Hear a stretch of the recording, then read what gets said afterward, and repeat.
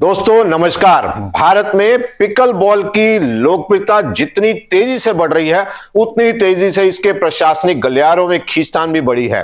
एक खेल और दो दावेदार, जी हां, हम बात कर रहे हैं सालों पुराने अनुभवी संस्था एआईपीए और महज कुछ ही समय पुराने संगठन आईपीए के बीच छिड़ी उस कानूनी जंग की जिसने पूरे खेल जगत का ध्यान अपनी ओर खींचा है।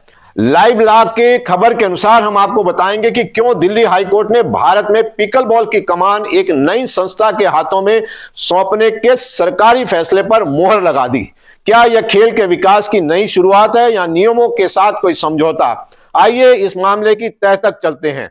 दिल्ली हाईकोर्ट ने इंडियन पिकल बॉल एसोसिएशन यानी आईपीए को एनएसएफ की मान्यता को सही ठहराया है। भारत में तेजी से उभर रहे खेल पिकल बॉल के प्रशासनिक ढांचे को लेकर चल रहे कानूनी विवाद में दिल्ली हाईकोर्ट ने एक बड़ा फैसला सुनाया है। कोर्ट ने केंद्र सरकार के उस फैसले को बरकरार रखा है जिसमें इंडियन पिकल बॉल एसोसिएशन यानी आईपीए को देश में इस खेल के लिए नेशनल स्पोर्ट्स फेडरेशन यानी एनएसएफ के तौर पर आधिकारिक मान्यता दी गई थी।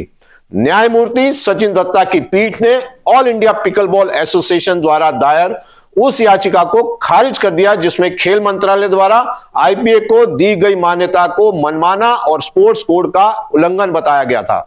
एआईपीए जो 2060 से इस खेल को बढ़ावा देने का दावा करती है, उसने कोर्ट में दलील दी थी कि खेल मंत्रालय ने नेशनल स्पोर्ट्स डेवलपमेंट कोड 2011 के नियमों की अनदेखी की है। उनकी मुख्य आपत्ति यह थी कि आईपीए एक नवगठित संस्था है जिसे मान्यता के समय तक केवल 138 दिन हुए थे, जबकि नियमों के अनुसार किसी भी फेडरेशन को मान्यता के लिए कम से कम 3 साल का अनुभव होना चाहिए।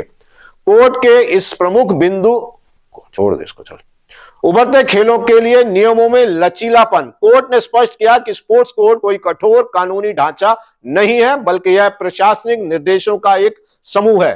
कोर्ट के अनुसार पिकल बॉल जैसे उभरते खेलों को क्रिकेट या फुटबॉल जैसे पुराने खेलों के समान पैमाने पर नहीं आंका जा सकता। मंत्रालय के रिकॉर्ड का हवाला देते हुए कोर्ट ने नोट किया कि आईपीए के पास देश के 26 राज्यों और केंद्र शासित प्रदेशों में संबद्ध इकाइयां मौजूद हैं। वहीं एआईपीए इस मानदंड को पूरा करने में विफल रही है। कोर्ट ने पाया कि आईपीए का संविधान स्पोर्ट्स कोड के अनुसार नियमों के साथ अधिकतर बेहतर तालमेल रखता है। मंत्रालय द्वारा दी गई छूट यानी पॉलिसी डिसीजन के तहत थी ताकि देश में खेल का विकास ना रुके।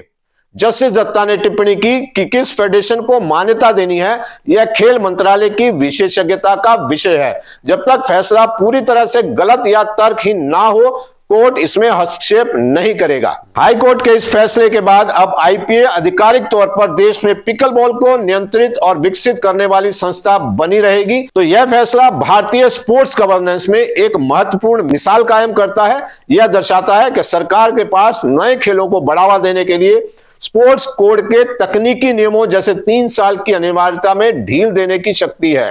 हालांकि कोर्ट ने यह भी साफ किया कि चुनाव प्रक्रिया, पारदर्शिता और आयु सीमा जैसे बुनियादी मुद्दे सुशासन नियमों में कोई समझौता नहीं किया जा सकता।